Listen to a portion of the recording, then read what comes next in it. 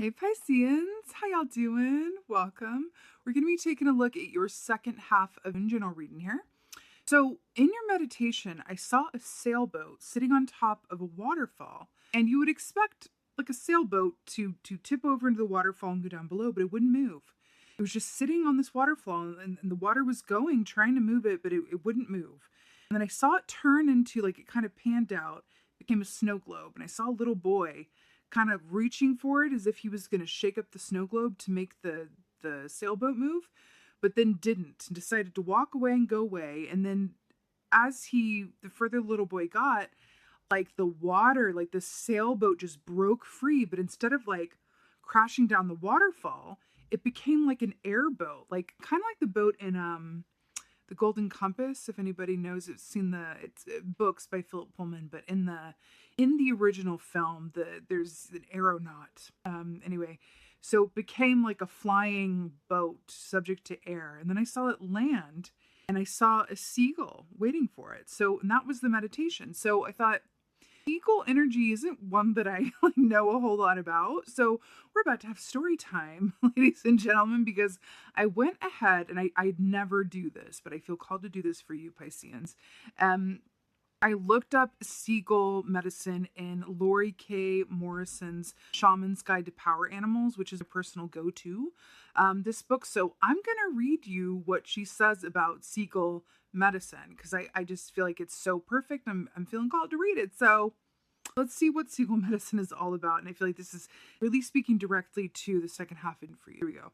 As a power animal, seagull, like other birds, is a symbol of freedom and a resourceful lifestyle. It teaches us to be skillful in navigating the actions of others and coming up with ingenious ways to accomplish what we set out to do.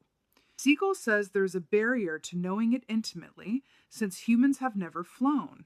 Nonetheless, it can help you to master the winds of change. To do so requires you to accept that nothing stays the same. Siegel is an ally to those who work with the energy of the new, like inventors and engineers, and to visionaries. Anyone who must surf the waves of potential as they come crashing in can benefit from its guidance. Change is a gift that eliminates stagnation because it cuts through mediocrity.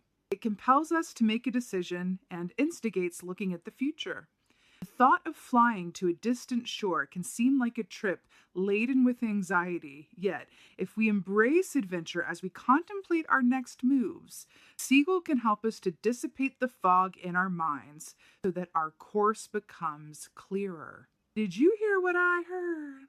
With like the ship that goes from it won't move on the water, so it becomes like an airboat sailing off into we're talking about flying. That's interesting. It's fascinating. So then it says, powers of Siegel, call in Siegel for a multifaceted approach to survival, help to learn a new skill, enhancing your skills of persuasion. And then it says, if Siegel comes into your life, your survival skills are too prevalent. They be making you act pushy or feel worried. Stay in your own lane. Remember that everyone's journey is personal. You need to be more aggressive in order to get what you want. And then it says, shaman's intention. Make me curious and show me how I can use this trait as a tool for learning. I love it. So there's a lot in that. I want to leave it there and go right into your cards, but it feels like seagull energy is afoot. So let's go ahead and see what your cards have to say. Hey Pisceans, let's go ahead and see what your animal energy is for the second half of Moon. Oh, I love it. I love it. I love it. This is such a happy energy. Okay. So we have the Firefly here, which is really brilliant. So Firefly energy equates to the 8 of Wands in the Tarot, which is very much about upward movement and ascension, communication, a lot of action, energy, moving from one place to another quickly, traveling. It's such a beautiful, communicative, active energy, right? You know, the fact that this is coming up for you in this context is really, really interesting, because we were talking traditionally in the traditional tarot, the 8 of Wands is shown as 8 wands in the sky moving through air, right? So there's this feeling of flight around it. And then we saw that sailboat like fly off into the air. So it's really interesting that you're getting an air energy here, as you are water signs with the air, right? Going from the waterfall to the air. It's interesting.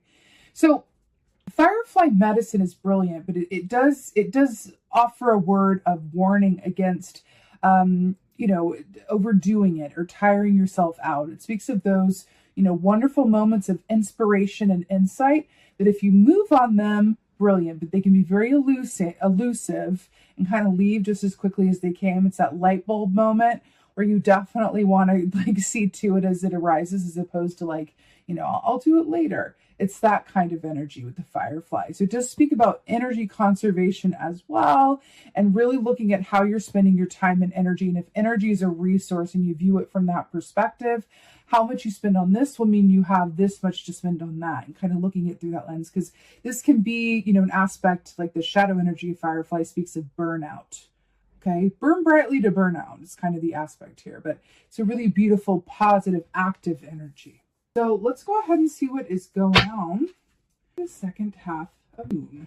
What is going on? Ooh. Oh, so good. That's so brilliant. So we have the King of Wands here, which is perfect with the Eight of Wands firefly, because talk about timing. King of Wands is a master of timing, right? First of all, let's talk about the wands briefly. So fire energy, but wands rule the realm of the actions that we do or don't take around the work that we love to do, or in our interpersonal relationships about which we're passionate, right? So it's about action versus inaction and movement, right? But it's about the doing, right? So the King of Wands, again, he is a master of divine timing. He knows when to say yes. He knows when to say no. And because of that, which is why it's so perfect with the fireflies, its complement is that the King of Wands is never tired and always has the energy that he needs. You see, he doesn't say yes to things that he feels like he should say no to, and he doesn't say no to things that he feels like he should say yes to. He knows exactly how much energy he has. He knows exactly what's right for him. And so he's always in perfect flow and timing. It's really, really brilliant. This is coming up for you here. What's interesting as well with the crow here perched on his head, the crow is very much about, manifesting something that you've put a lot of work into or that has been a long time coming. But it's also the symbol of synchronicity, repeating numbers, deja vu. So I feel like there's an aspect here where the more that you can tap into your instinct, right, around this time about when to move and when to be still, it's going to benefit you in ways that aren't even necessarily obvious at the top. But it's interesting because in that meditation, I saw the boy that was going to shake the snow globe, right? But decided to walk away. Like, I'm not going to force this boat to move. It's not time for the boat to move. And the minute that the kid walked away, it flew.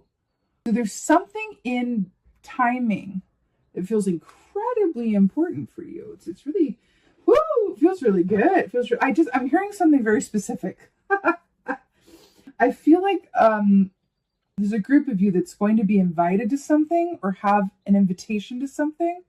I'm hearing to go or accept the invitation. This could be an invitation for a drink, an invitation to go on vacation, an invitation to take a meeting, an invitation is something. There's an invitation or an opportunity that's coming through that doesn't appear like much on the surface, but it's going to lead to something that is very desirable to you. Channel that. All right. What else is going on? Ooh, okay. This has come up a lot today. So we have the devil here. So this is Capricorn energy, right? So Capricorn energy is very much about, what we can see, feel, hear, taste. It's about the material and physical aspects of our life, but it's also about fear, right? Which is really brilliant how it's depicted in this deck, with the hare and let's just say rabbit for the sake of it, with the death mask on as well, because the shadow aspect of rabbit energy is self-fulfilling prophecy. It's worst case scenario thinking, and it's a true example of what you think about, you bring about, right? But the light side of rabbit energy is fertility, abundance, and good luck. So with this death mask, it's about allowing ourselves to transform, right? Our worst case scenario thinking or expecting things are going to go the way that they have gone before into a positive mindset and happy expectation and potential. Now, what's really funny here Is it in the movie The Golden Compass? They made a series of it on HBO, which I didn't finish watching. I think I got distracted, but the film is, I love the film. It's with Nicole Kidman and Daniel Craig, and I really enjoy the film. But in that, the aeronaut, right? I think his name is Lee. The aeronaut in that film, so everybody has a, within the story, every human has a demon, and the demon is an animal that is their soul in animal form that exists outside of their body. So it's basically their familiar, right? So the familiar of the aeronaut Lee, who has the ship that rides through the air, like I saw in your meditation, is a hare. How funny is that that's coming through? You might want to watch The Golden Compass. We have like the golden firefly here. It's something in that. It's really interesting. And listen, not for nothing, it's a really fun movie. Okay, what else is going on? But I feel like this is very much about your relationship to fear and how abundance lies on the other side of fear, and really being willing to transform the aspects of yourself that maybe don't do yourself any favors with the way that you think about things or expect things to go. Okay. Oh, I just got shivvies. This is stunning. So we have the Lovers here, Gemini energy, which is great. We're going out of Gemini season into Cancerian season here. But the Lovers, this is amazing to me. So first of all, let's just talk about all the plethora of information here. Traditionally speaking, the Lovers is about choices made in love or choices related to love. It's about inner and outer duality. It's about the subconscious and the unconscious and the conscious mind and the divine link and all of those aspects of the human incarnated celestial experience. Meaning we are spiritual beings inhabiting human bodies, and it's about that inner and outer connection that is a part of that experience, right? So within the Lovers here, it's fascinating because we have the Moth here, we have 2 snakes, and then we have 2 scorpions. Fascinating, because what do all of these animals have in common? Okay, class, here's a question for the class. What do the scorpion, the snake, and the moth have in common? They are all symbols of transformation. They are all symbols of transformation, which is through slightly different lens, right? The moth, transforms in this final stage, after going through all of the initiations of, being an egg and a caterpillar and then going into the cocoon and then, having to transform into goo in order to emerge the beautiful moth.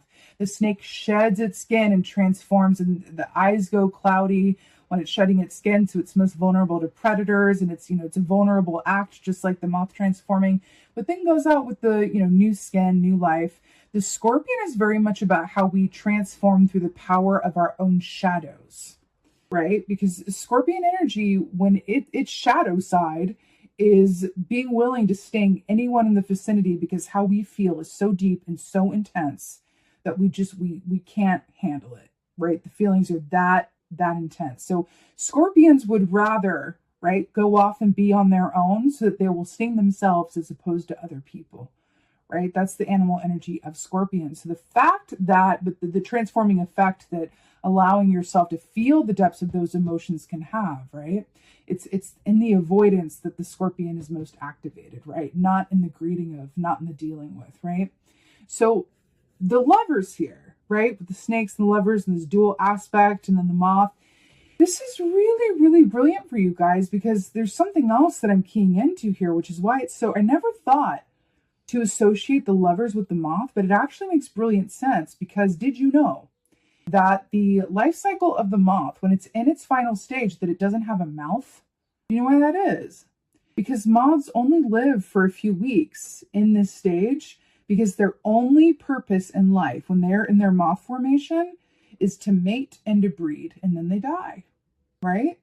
So they emit this pheromone, right, that attracts mates to them from like miles off. It's really an amazing thing. It's like they live to procreate and then they die. So the majority of their life is not spent in the moth formation. It's actually the majority of their life is spent as a caterpillar. So it's which is interesting, because caterpillar is very much about taking your time getting to where you're going and trusting in the process. And that is very much about, what the sequel came forward and said as well, right? trusting the process and knowing that, flight and embracing change. Remember how the Siegel medicine talked about change? And then we have 3 animals that represent change. Fascinating. Also the crow. The crow will not be denied. The crow is very, oh wow, there's another snake there. Double snakes. Wait a minute. That's a snake too. Triple snakes. Transformation, change, rebirth. I feel like you guys are headed towards, during this time, the more that you are able to surrender to the flow and changes that want to happen within and for you, and the more that you are able to approach life from a place of spontaneity, I want you to capitalize, put in all caps the word spontaneity, because I can't tell you how important that feels. There's something about this invitation or an opportunity or something that's coming. If you are the boat and you are on the waterfall, right? And you're like, wow, I'm getting this invitation that's going to require me to fly in the air, even though I'm a boat, so I might be a bit out of depth here, quite literally, but I'm going to go with it, versus, no, I'm going to stick to the waterfall and be stagnant where I am. Do you remember in the Siegel medicine that it talked about stagnation? And then we're looking at transformation and being willing to, be a master of divine timing and knowing when to say yes and when to say no. You are going to have some opportunities here to say yes to things that you would normally say no to, but you only saying no because you're afraid or because it requires you to come out of your comfort zone in some way. Abundance exists outside of your comfort zone. Okay. That feels like the point of this. Like the tagline of this is abundance exists on the other side of fear, but your abundance exists outside of your comfort zone. Because when we talk about the pheromones being released and the mate being attracted in the dual nature here, the fact that this is where you are going towards with the 8 of Wands and the upward movement ascension, this is communication, offers, invitation, and travel. You're going to have some opportunities here, and I'm hearing a big call to know what to say yes to and what to say no to, because it's just as important to know what to do, but to know what to do in either situation, right? It's really, really important. But if it makes you uncomfortable in an exciting way, then that's probably a good thing, right? But use your discernment, of course, as always. But this is really beautiful. Also you have, half major, half minor here in terms of the arcanas. And so I would say with the devil and the lovers here, there isn't a fork in the road that I feel like you're coming up to, an aspect of this journey that feels important. And the choices that you make are going to lead you one direction or the other. And the choice is really up to you. Are you going to go to the waterfall and stick with what you know? Or are you going to let yourself be free of that stagnation and fly, even though you are a water animal? Do you want to be a flying fish? That's very much what this feels like, Pisces. Very much. Let's go ahead and get an oracle. I am feeling this one. No, this one. It's really fascinating, Pisces. It really feels like you're at a certain point where I'm looking at something and it's like, wow, you're going to look back on this time and go, wow, that was a pivotal time for me. It's exciting, really. It's exciting. Oracle for Pisces. Oh, wow. Wow. So, mountain strength. This is really fascinating because do you see how we have the water here and then we have the earth and the sky there? It's interesting because when we look at mountain and the concept of strength, what do I always say? I always think of Brene Brown, and I always say, well, what she says, I quote her and say, true strength is vulnerability. Vulnerability, being open to doing something that might frighten you or take you out of your comfort zone, right? That's what it is. It's very much what this feels like. You're going to be called and engaged to really exist outside of that comfort zone that has led to your own stagnation or inhibited your growth or potential in some way, shape, or form. But you know what I'm also getting from this, like mountain strength? I feel like there's a certain, mountains represent obstacles, right? Mountains represent obstacles and our ability to overcome those obstacles, right? So traditionally in the tarot, 7 of Wands represents this energy where it's about coming up against obstacles, but knowing that you can surmount them, right? And it kind of mirrors this image in a way with this guy being bigger than his obstacles. And that's what I'm getting for you in this case. I feel like there's an aspect of you that is very strong from what you've overcome. and that you can hold on to that while at the same time taking the risks that are the true pleasure of life and approaching everything. I cannot tell you how important this word is for you, with a sense of spontaneity. That is, I'm telling you, spontaneity. Look up the meaning in the dictionary and then print it and hang it on your refrigerator. So every time you go for your food situation and get yourself a drink, you be looking at the word spontaneity. I cannot tell you how important that feels. The spontaneous seagull. That's what this feels like. There's an aspect of this that says like you have everything that you have everything that you need within you. You have overcome so much. You are strong. And from this place of strength, you can be vulnerable and open yourself to opportunities that frighten or make you uncomfortable or ask something of you that, be a bit scary, but exciting. It feels really, really, really, really positive, Pisces. It feels really, really positive. I feel like getting another one because I was torn between two texts, and I feel like that's just saying we need two. Two oracles, because why not? But yeah, this feels brilliant. I'm really, again, it feels like something you're going to look back to and go, wow, that time was pivotal. Oh my God, how amazing is this? Wow, Taya. Can you see this, Taya? So this is a really beautiful energy. So do you see the eyes here? Do you see all of the eyes? And do you see how she's sleeping and dreaming? This is about all of the wisdom and clarity and insights that come to us from a place of deep knowing and intuition. Not necessarily in our waking hours, but when we really embrace the stillness, right? This is really interesting. And I feel like this is a really, really good thing for you to, think about within this realm of spontaneity and opportunity. I'm really hearing, because remember how we talked about Firefly can burn out just as quick. So we're talking about energy conservation. Do you remember this? We were talking about the Firefly. So I feel like this is a last note for you that is really important because it speaks of also recharging yourself and taking the time to be still, just like the King of Wands says, in a period of hyperactivity, because that's what I feel like we're looking at here, right? Taking those moments, taking that time to recharge, go within and regain your equilibrium so that you can move forward from a place of centeredness and balance and groundedness, right? In order to be duly spontaneous, in order to be duly spontaneous, we must be fully grounded. That's what it is, okay? All right, Pisceans, this is really beautiful. I'm sending you guys so much love and blessings.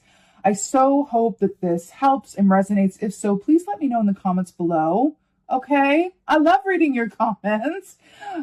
Please like, share, and subscribe. I would so appreciate that. Lastly, I have a private Facebook group. The link is in the description box below. It's for intuitively minded people, lovers of all things metaphysical, to meet in a safe, inclusive, open space to ask questions and connect with others and really just share in a safe and inclusive space. It's also a way for me to connect with you guys personally. I just did my first live over on that group, and I asked what people wanted, and we did a collective reading for the full moon in Sagittarius. And it's really about me showing up and just saying, hey, what do you guys want? Do you want free personal readings? Do you want a collective reading? Do you want to talk about RuPaul's Drag Race? Whatever, it's whatever you guys want. I like showing up there for you because if you are a part of that group, then I consider you a true chromie, and that is what it is. I'd love, love, love, love to see you over there. And with that being said, thank you, beautiful Pisceans, so much for being here. But most of all, and as always, just thank you for being you, and be well. Until next time.